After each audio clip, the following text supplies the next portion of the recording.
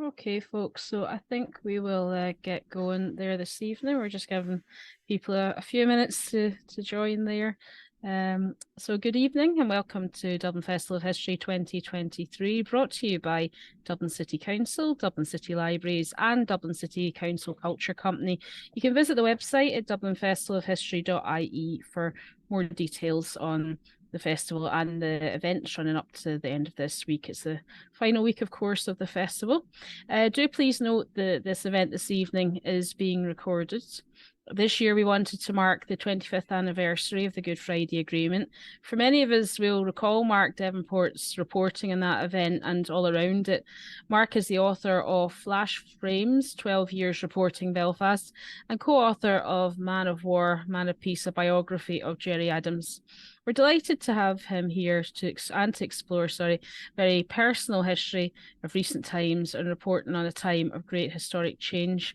There will be a Q&A session after Mark's talk this evening, so do feel free to pop any questions you may have in the chat for him. So I, without further ado, would like to hand you over to Mark Devenport. Thanks for joining us, Mark. Thanks very much, Heather. Good evening, everyone, and thank you to Heather, Sri and Donal and everyone at the Dublin Festival of History for inviting me to give tonight's talk. I'm beaming into you live from County Down, so I feel this evening a bit like my very own cross-border body. Anyway, I hope you enjoy this presentation, which is a mixture of anecdote and analysis. It's December 1998 and me and Peter Cooper are in danger. Coops, as he's known to the Belfast press pack, is a legendary news cameraman. He has the combination of speed, steadiness and courage which makes him invaluable to reporters in a tense situation. Coops is famous in the news trade as the cameraman who captured the images of the loyalist Michael Stone attacking an IRA funeral at Milltown Cemetery. As the attack unfolded, Coops stood steady and upright amongst the Milltown gravestones, filming the mourners' pursuit of Stone in perfect focus. I've had the privilege of standing alongside Coops, reporting on many riots, dodging petrol bombs and broken bottles in Belfast, Derry and Drumcree. However, on this particular day, in December 1998, we're dealing with a crowd of a rather different kind. We're in Oslo, surrounded by a throng of excited Norwegian primary school children, many of whom seem to want to eat my microphone, all of whom are surging around us at knee height. None of this should be alarming if it wasn't for the fact that the paving stones of Oslo are covered in a sheet of perfectly smooth, glassy ice. As the children giggle and scream, Peter and I are teetering on the brink of disaster. Our fear of taking a tumble isn't theoretical. We've already lost our news producer, Kathy Grieve, to the ice. She's back at our hotel, issuing orders like an armchair general from her wheelchair, her leg encased in plaster. So we cautiously shuffle towards a safer place to capture the end of the children's parade. There, at the Oslo Rat House, or Town Hall, we film John Hume greeting the children in his best Norwegian. Alongside the SDLP leader stands David Trimble, smiling and waving. Both politicians are picking up their joint Nobel Peace Prize, the ultimate international recognition of the scale of the achievement of the negotiators of the Good Friday Agreement. This trip to Oslo was the culmination of an extraordinary year for Northern Ireland and an incredibly busy one for the BBC's news teams. The year encompassed the agreement, its endorsement in the referendum in May, and the subsequent election of David Trimble and Seamus Mallon as First and Deputy First Ministers designate. But sadly, 1998 wasn't all about peace and progress. It was also the year when Protestant Catholic friends Philip Allen and Damien Traynor were murdered in Points Pass. The year when the Quinn children, Richard, Mark and Jason, aged just 11, 10 and 9 years old, were burned to their deaths inside their home in Ballymoney. And the year the real IRA bombed Omagh, killing 29 people, including the mother of unborn twins. How to make sense of those times in which events unfolded at a frenetic pace, some uplifting but many traumatic. In tonight's talk, I plan to revisit my memories from those years and to try to explain why the Good Friday Agreement worked when other attempts to halt the violence failed. I also want to fast forward to the present day, examining the state of the deal now, whilst making a few observations about the media's role along the way. First, a word on my particular vantage point. Although I'm originally from England, I've been a journalist in Northern Ireland since the mid-1980s, working my way up through the local BBC newsroom, then transferring to the Spotlight TV current affairs programme, covering allegations of loyalist collusion with the security forces here or IRA gun-running conspiracies there. For most of that time, the troubles seemed like a grim and unchanging fact of life. However, from the mid-1990s onwards, the possibility of change hung in the air. At Spotlight, I began making films with titles like Ceasefire, What's Ceasefire?, asking whether the chatter within Irish republicanism about a truce was for real, and a profile of John Hume, which he didn't like because it questioned whether his party would stick with him as he persevered with his controversial commitment to dialogue with Gerry Adams. Then, in the spring of 1994, I got a new job as the BBC's Ireland correspondent, working alongside Dennis Murray on what the corporation termed its network news team. Rather than compiling reports for the local audience, the Ireland correspondent's job was to try to make sense of it all for the wider audience across the UK and around the world. The 1990s were changing times in the politics of Northern Ireland, but they were also changing times in the way broadcast journalists gathered the news and conveyed it to our audiences. When I started in journalism in the 1980s, radio reporters recorded their interviews on heavy reel-to-reel tape machines known as ewers, edited our reports by chopping out the unusable bits with razor blades, then joining the best bits together with sticky tape. If you were on the TV rota, you had the benefit of a camera operator and a sound recordist. However, if an incident happened a long distance away from Belfast, you had very little filming time. Most of your effort was spent getting to the scene, then driving at top speed back to base. We had clunky, military-style walkie-talkies, but could rarely get a signal outside central Belfast, enabling us to communicate with our news desk. By the 1990s, news technology and output were both undergoing a revolution. Computer audio programs and mini-disc recorders transformed our editing ability. TV outside broadcast trucks and radio cars made it possible to broadcast live from the scene of a news event. Twitter and social media hadn't been invented yet, but the internet was in its infancy. In addition to talking to Republican contacts and reading Amphibia Black to get a sense of what the IRA and Sinn Féin might be up to, I remember poring over early messaging sites, like one called the Irish Republican Bulletin Board.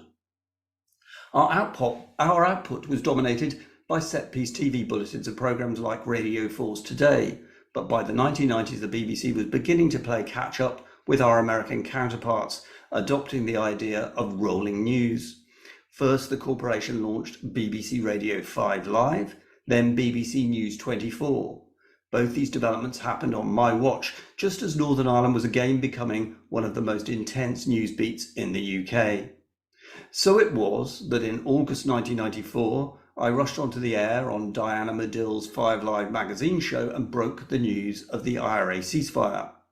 I also broke every rule of broadcasting, as by the time I got to my microphone, I was completely out of breath.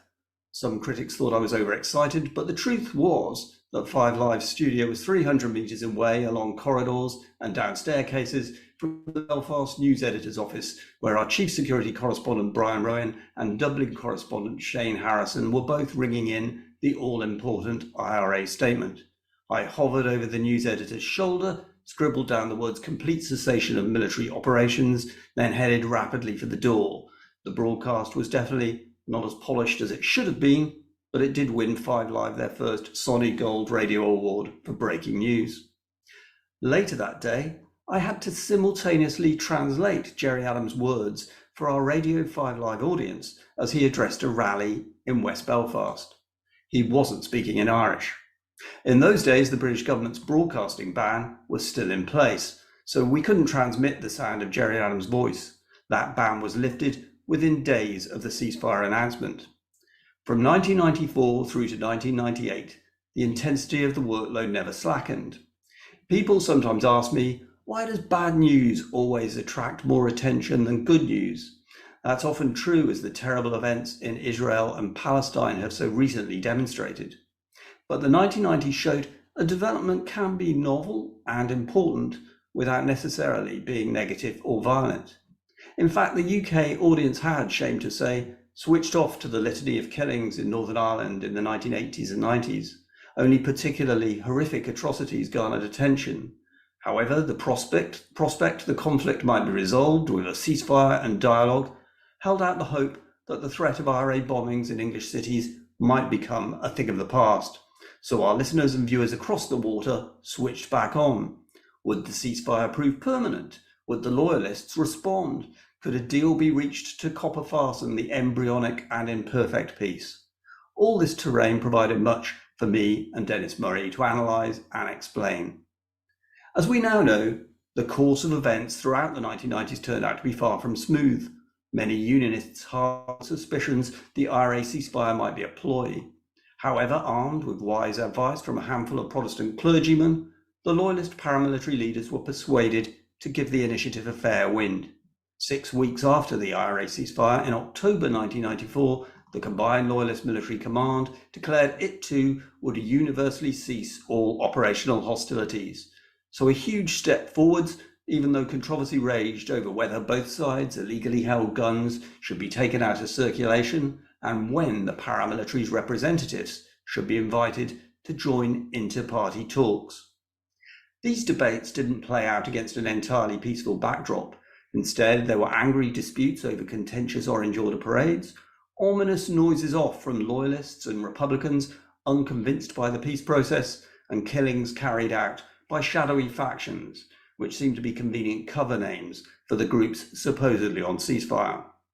Indeed, despite morale-boosting moments, like President Clinton's groundbreaking visit to Belfast, Derry and Dublin in December 1995, the IRA resumed its violent campaign, detonating a massive bomb at Canary Wharf in London in February 1996.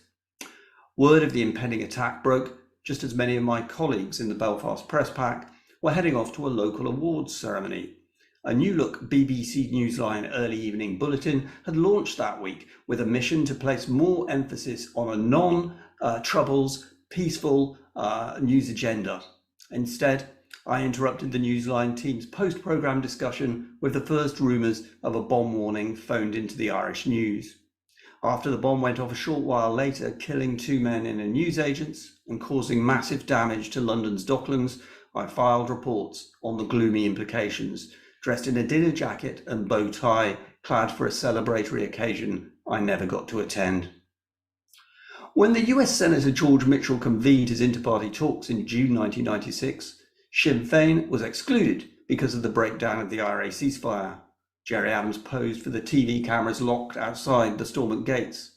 The negotiations carried on, but the politicians inside spent many months bogged down in detail with sceptical unionists led by Ian Paisley and Bob McCartney fighting a rearguard action against what they regarded as a process of appeasement. Away from the talks, I spent my time getting a first-hand sense of what was at stake outside the Stormont bubble. In Portadown, I interviewed the LVF leader Billy Wright, known to the tabloids as King Rat and suspected of involvement in many sectarian murders. He warned that loyalists could respond to the renewed IRA campaign by engaging in violence south of the border. In Bessbrook, I crouched beside local woman Lorraine McElroy as she recalled the smile on the face of Lance Bombardier Stephen Restrick moments before he was killed by an IRA sniper. On the Garvahi estate in Portadown, I spent many hours reporting on the standoffs over the Drum Cree parade. At one point, I even got to travel to South Africa to cover Nelson Mandela's attempt to bridge the gap between Unionists and Republicans. We are reluctant to urge other countries to follow exactly the pattern that we have followed, Mandela told me when I doorstepped him at a Cape Town hotel. But whatever help they want, we will place it before them. The eyes of the world were upon us, but it would take more than international goodwill to secure a breakthrough. John Major and Albert Reynolds made a vital contribution with their Downing Street Declaration, setting out London and Dublin's approach to the future of Ireland. However, with the breakdown of the IRA ceasefire, it became clear Republicans were waiting for a changing of the guard in London. The election of Labour and a new energetic Prime Minister removed one obstacle, the restoration of the IRA ceasefire another. Tony Blair's charismatic Northern Ireland Secretary Mo Mowlam set about building bridges with community leaders on the ground.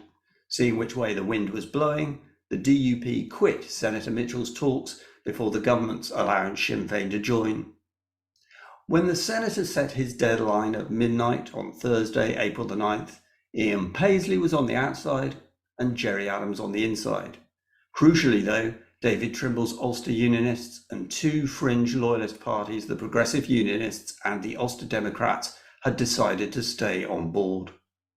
As the minutes ticked away towards midnight on April the 9th, the word reached us in the car park outside the Talks building that Ian Paisley and his supporters had made it through the external gates of the Stormont estate. I remember jogging through the darkness towards Carson's statue, where I found a group of RUC officers, their dogs barking into the darkness.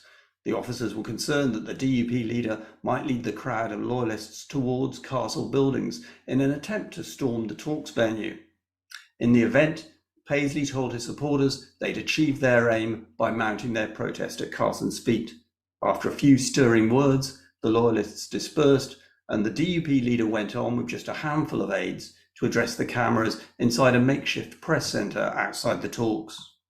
Past midnight, a sizable TV audience stayed up to watch the live news conference, which became memorable not so much for the DUP leader denouncing the deal as a sellout, but more for a band of supporters of the so-called fringe loyalist parties emerging from the talks to take on the big man. It was an extraordinary confrontation as the loyalists challenged Paisley in forthright terms, shouting insults like "Grand Old Duke of York" and "Go home, you dinosaur." In the early hours of Friday morning, April the 10th, it was becoming clear a deal was in the offing. An eagle-eyed cameraman captured images of the silhouettes of SDLP negotiators hugging each other in delight in an upper-storey window, a clear sign of a breakthrough. In the morning, Geoffrey Donaldson and Arlene Foster left the building without commenting, a stark illustration of the discord within unionism. Then my colleague, BBC Northern Ireland political editor Stephen Grimmerson, got hold of a leaked copy of the deal. After so many months of speculation, steers, and partial leaks, we had hard copy. We had the proposed political institutions. We had the planned prisoner releases. We had the commission reviewing the RUC. We had the lot. It was a world-class scoop, made memorable by Stephen's line to presenter Noel Thompson on a rolling local TV news special, "Yes, I have it in my hand."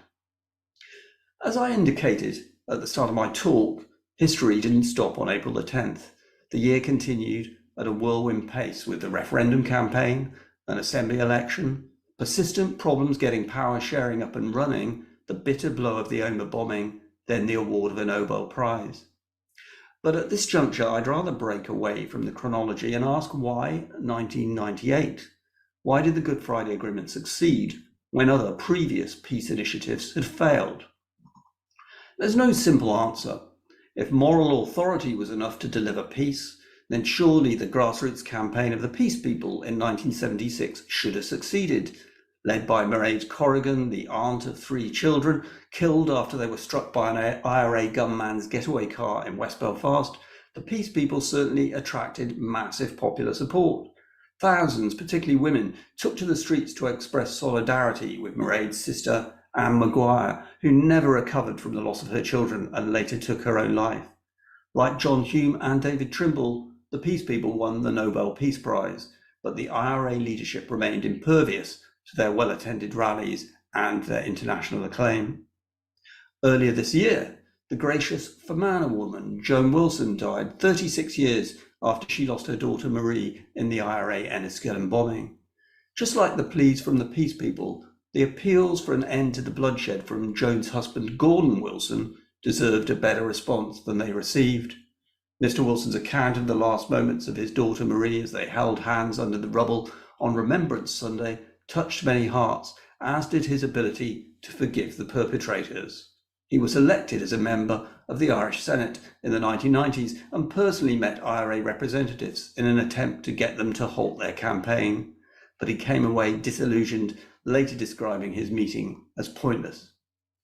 If moral authority couldn't work, then what about hard-edged realpolitik? That was at work in July 1972, when the Northern Ireland Secretary William Whitelaw met an IRA delegation, which included Gerry Adams and Martin McGuinness. However, the IRA's demands at that stage, just 3 years into the Troubles, proved too ambitious. They wanted the withdrawal of all British troops by 1975. With internment and Bloody Sunday both still relatively recent events, the level of trust necessary between both sides didn't exist. The initiative broke down, leading to bloodshed on such a devastating scale that by the end of 1972, 479 people had lost their lives, making 1972 by far the worst year during the Troubles. The Sunningdale Agreement at the end of 1973 was a more comprehensive attempt at a political solution.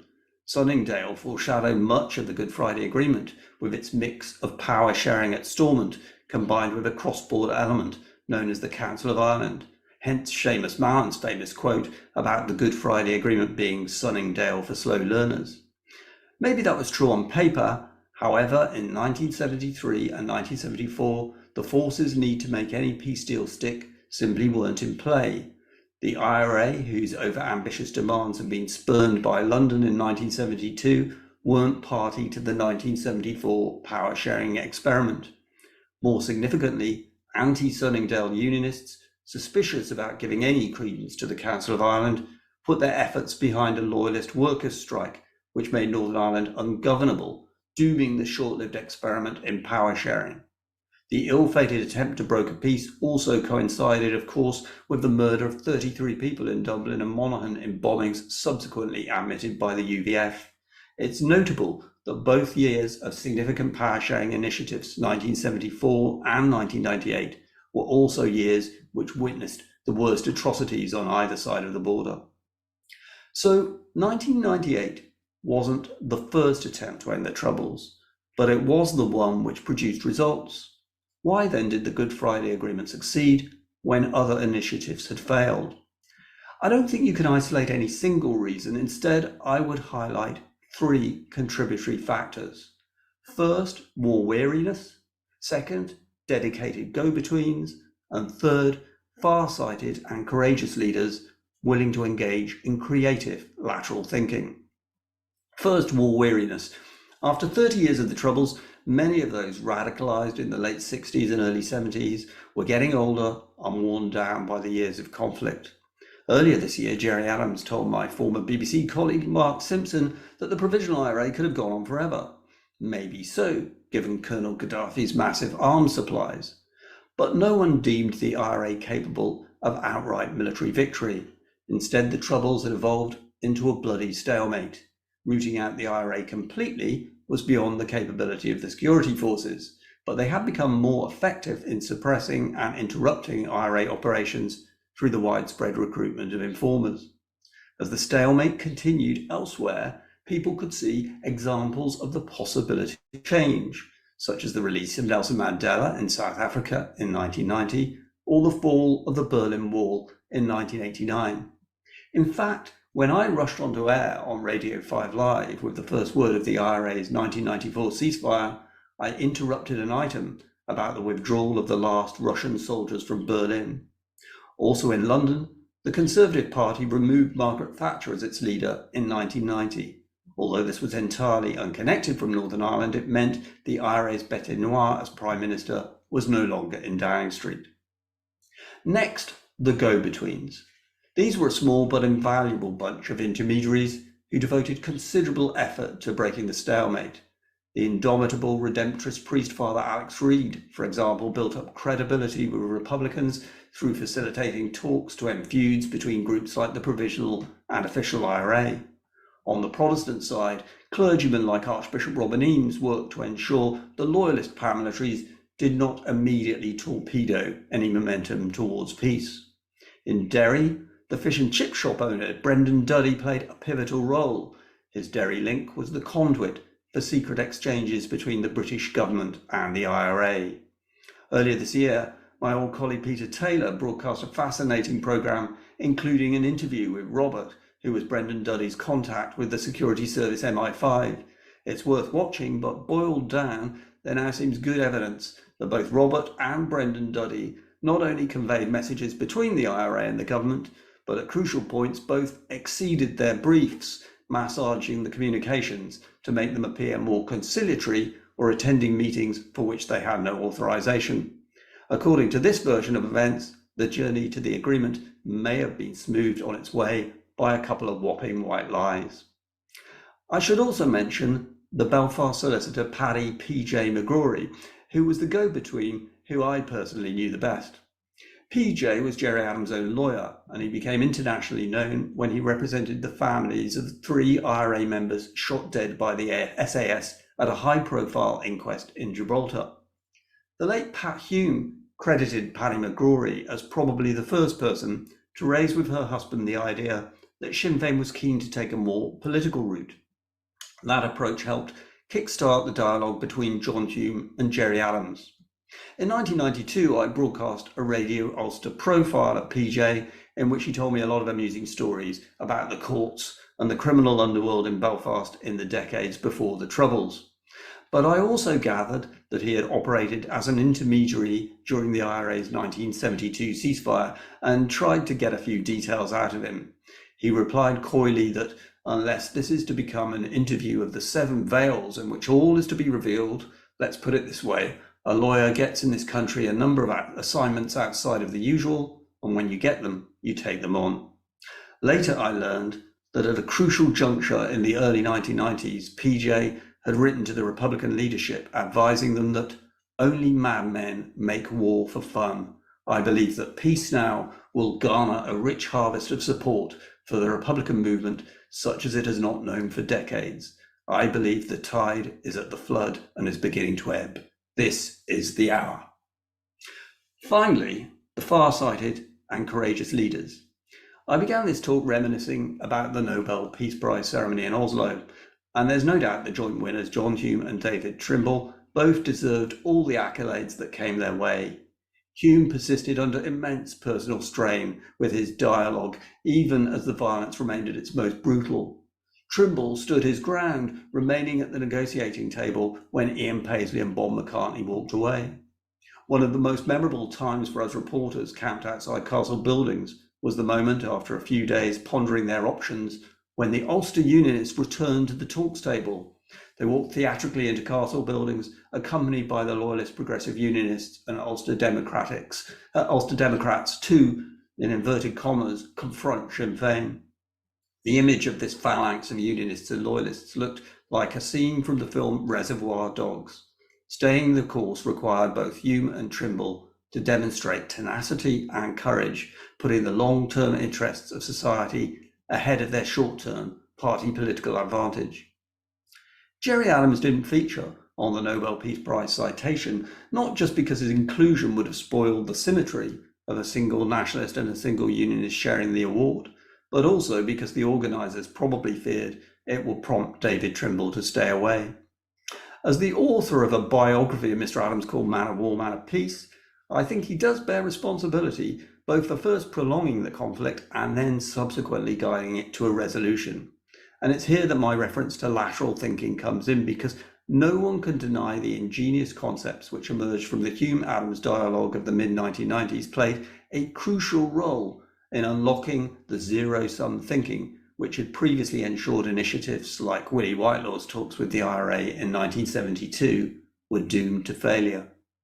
When news of those Hume-Adams talks broke, many unionists viewed them as a threat, hence the pejorative term pan-nationalist front. But the creative thinking, which John Hume in particular engaged in, ended up breaking down long-standing problems in a way which provided a real potential for movement. For decades, the impasse between London and the IRA had seemed impossible to bridge. On the one hand, the IRA was demanding British withdrawal and a united Ireland. On the other, London stuck to the principle of consent, the right of a majority within Northern Ireland to decide their future.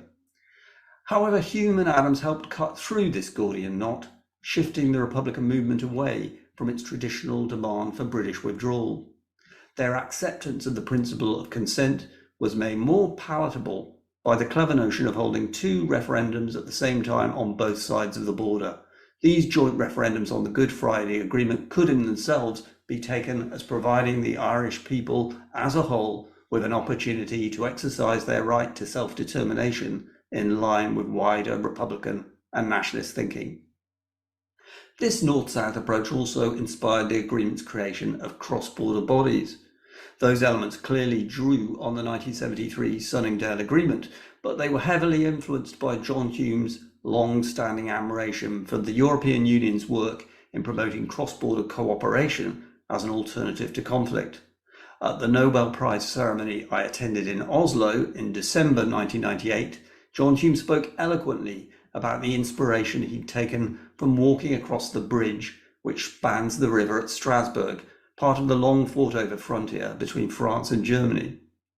There have been some overblown claims about the extent to which EU membership and an open trade border in Ireland was written into the letter of the 1998 agreement. In fact, the Maastricht Treaty was the document which really enshrined the open trade border.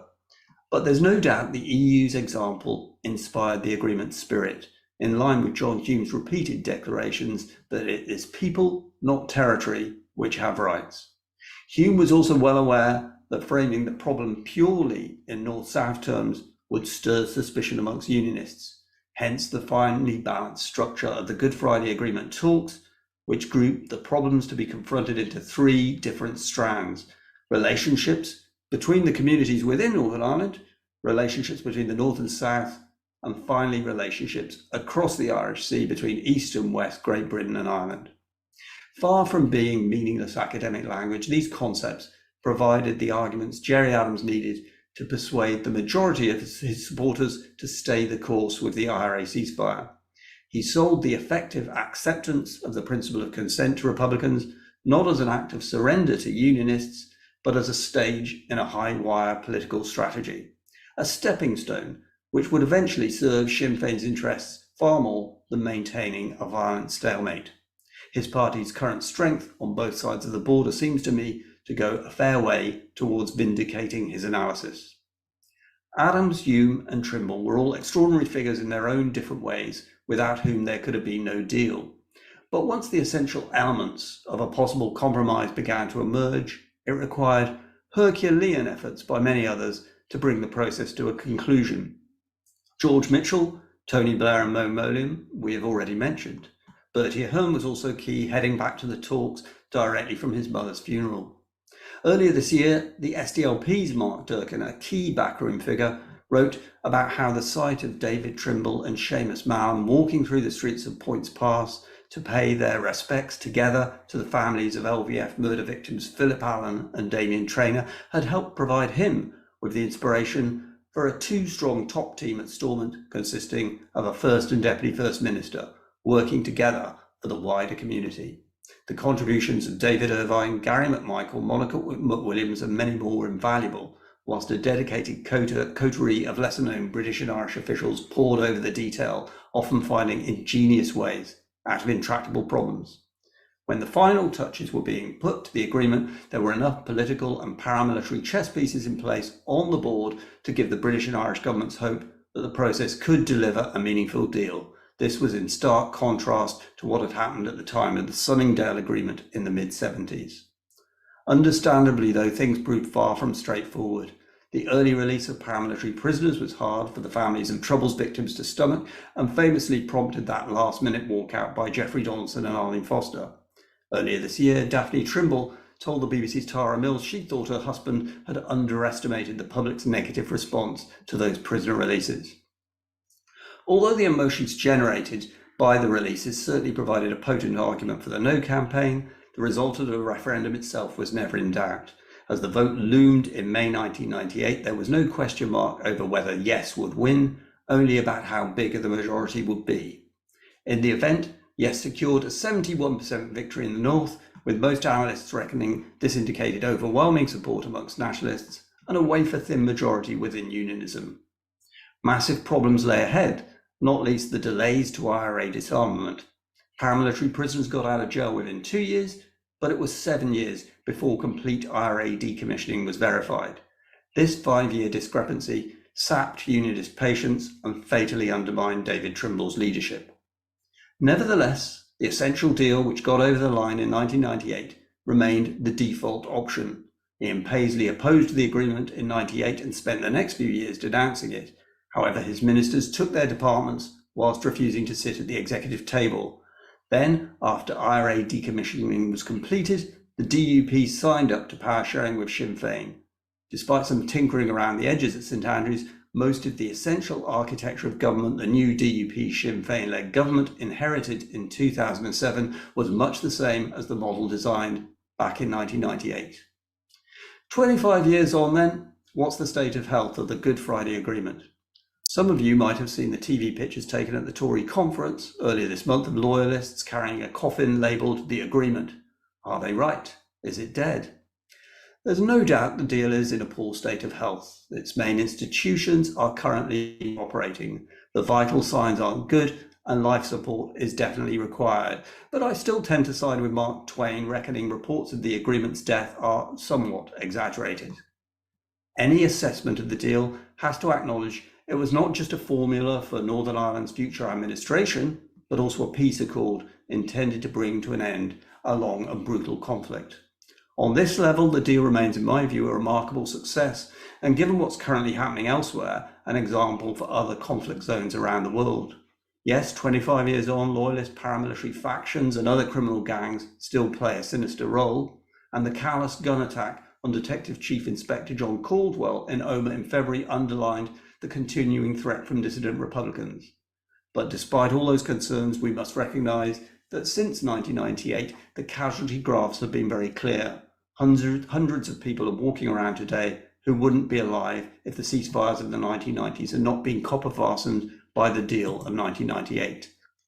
I'm indebted to Professor John Tongue, who broke down the figures earlier this year, contrasting the 3,600 dead during the Troubles with 165 deaths since the agreement. That's an unacceptable level of violence, but nevertheless a massive improvement. If this was the only achievement of the negotiators at Castle Buildings, then it would still be one worth crying about. On the political, social and economic fronts, any verdict on the deal has to be more mixed. Brexit has undoubtedly damaged Anglo-Irish relations, and the current DUP boycott of Stormont over the protocol and the Windsor framework is just the latest in a series of standoffs which have seen the executive suspended for roughly the same amount of time as it's been up and running. Giving both sides mutual vetoes was meant to be a safety net, guaranteeing that no one community could dominate the other. It was particularly aimed at boosting nationalist confidence due to their experience of the previous majority rule Stormont, which ran Northern Ireland for the first 50 years of its existence.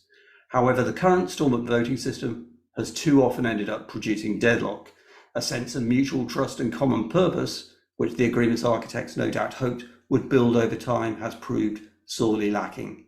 If you give conflicting parties who don't trust each other mutual vetoes, then they will tend to use them. Even when it was up and running, Stormont too often provided a lowest common denominator form of government under which successive executives could only agree on doing a bare minimum. The rules created a strange form of democracy in which parties stood for elections, got returned to coalitions, but then their actions bore only a cursory relationship to their pre-election promises. Both Bob McCartney and Jim Allister were trenchant critics of this system and mandatory coalition, pointing out the enfeebling impact it has had on a democratic system when you can't throw an unpopular government out of office. You don't have to be an anti-agreement unionist like them to concede the logic of that objection. Now unionists have lost their historical majority, there's room for doubt about whether Stormont will ever return. If it does, unionists appear much more likely to wield their veto than nationalists, whether it's via the new so-called Stormont break on EU-related matters or through the pre-existing petitions of concern. Is it time to review the agreement? I think there are persuasive reasons why the Stormont rules should be altered, but probably even stronger ones why such a reform might prove extremely hard to achieve.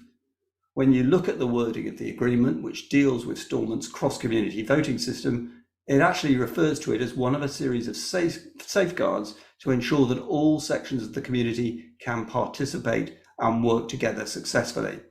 You realise, reading over those words again, that few envisage the situation we have now, in which the centre ground, neither unionist nor nationalist, is an increasingly influential section of our community.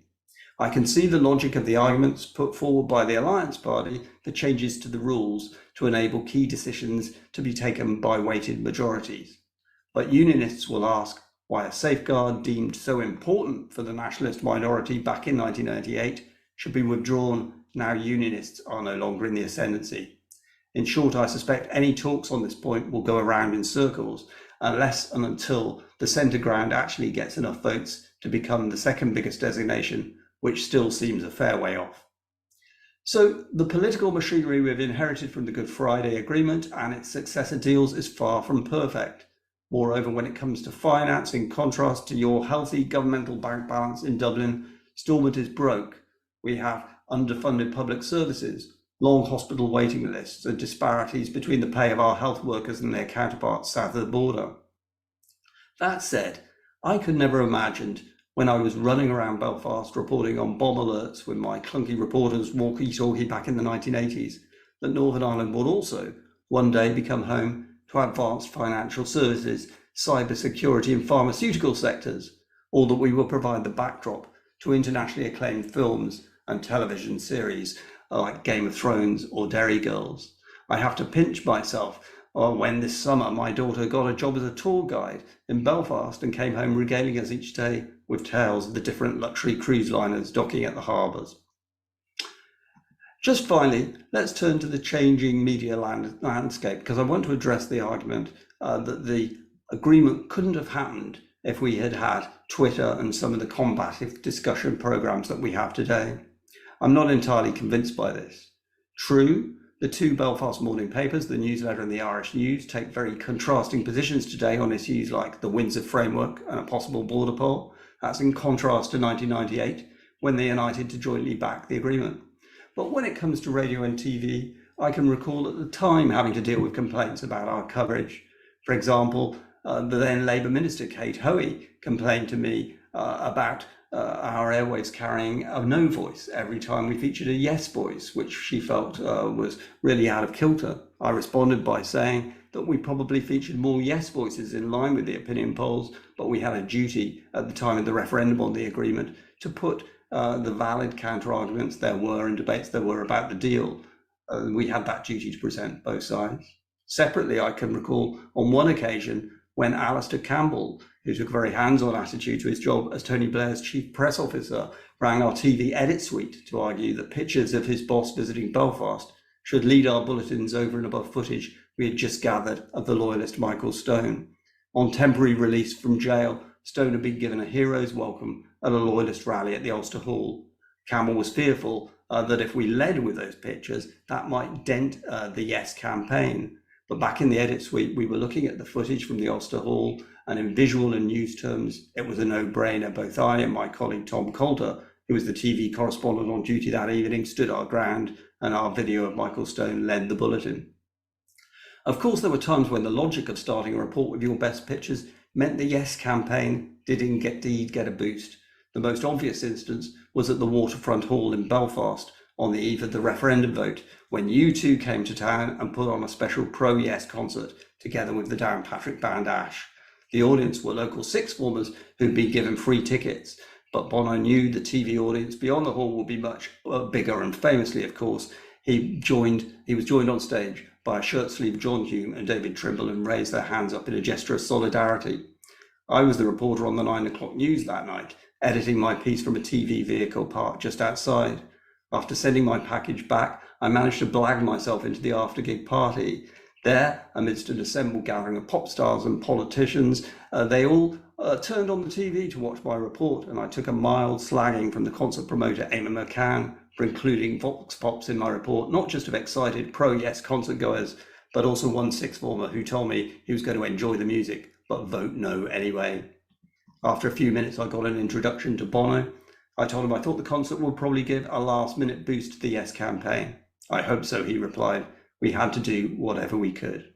As we know now, Yes emerged with a convincing victory. Was that down to my 9 o'clock news report and all the other media coverage, or the underlying factors of war weariness and leadership I identified earlier in this talk? True, there was no Twitter when the Good Friday Agreement succeeded, but there was also no Twitter when the Sunningdale executive fell, or the peace people came up against an IRA brick wall. In all these cases, I suspect the political and security fundamentals proved more important than the accompanying media landscape. As I said at the start, when I first arrived in Northern Ireland in 1986, the Troubles seemed an unchanging fact of life and death. As the father of 2 children born and raised in Northern Ireland since the agreement, I'm immensely grateful they've grown up in a more peaceful society, and I hope we never slide back into the dark days I used to report on. Looking ahead, I don't know what the final resolution of the arguments over the Brexit Protocol or the Windsor Framework will look like, whether the DUP will return to the executive, and when or if I shall live to witness a border poll, but I do hope for all our children's sake we can improve our imperfect peace and create a more prosperous, fairer society, whilst at the same time staying safe in a wider world beset by so much bloodshed and a climate crisis. We in the media have a vital role to play by providing an arena for informed, factual debate and interrogating our decision makers, north, south, east and west, about how they intend to chart a way through the many unpredictable challenges that lie ahead. Thank you very much. Hi, Mark. That was great. Thanks for sharing all your experiences and stories with us there. Like I said at the start, folks, if you've any questions, do pop them into the Q&A. I have a couple here already, so I'll just start with these, Mark, if that's okay. We have a message in from Teresa. She says, I remember vividly the day that the 3 children died. She said, we can never go back to that. Do you see hope that those days are hopefully behind us? Well, I do hope that those days are behind us. I think the point I was making about not accepting that the agreement is dead is I think it has worked quite well as a peace deal, rather less well as a political deal. And I do hope that whatever arguments that we have in the future about border polls or any kind of reform of the agreement can be conducted in a political way rather than resorting to those terrible tactics of the past. But we have to be vigilant because obviously there's still that potential, as we've seen elsewhere, just within the last few days. If you let violence and intransigence take over, there's no end to the suffering that can ensue. We have another question there from Jim. He says, firstly, exceptional talk from a man who knows his history. Many, many thanks. Perhaps an unfair question, but does Mark think that a certain Northern Ireland radio journalist had a malign effect on the agreement, peace process, and the hope for a peaceful future by giving so much airtime to unelected people such as Jamie Bryce and Moore Hunter and Mervyn Gibson of the Orange Order, not to mention a certain elected politician? Well, I can guess what that one's about. I suppose my perspective is that really peace deals and institutions have to be strong enough to survive some fairly forthright debate, and that ultimately I believe that those kind of fundamentals are more important. I know that there's a lot of controversy raging about current coverage. I don't think that boycotts by any particular political parties help matters. I think people should instead get involved and state their points. There were times, of course, during the negotiations when the different governments and so on tried to sequester people away and make sure they didn't answer their phones, didn't talk to us in the media.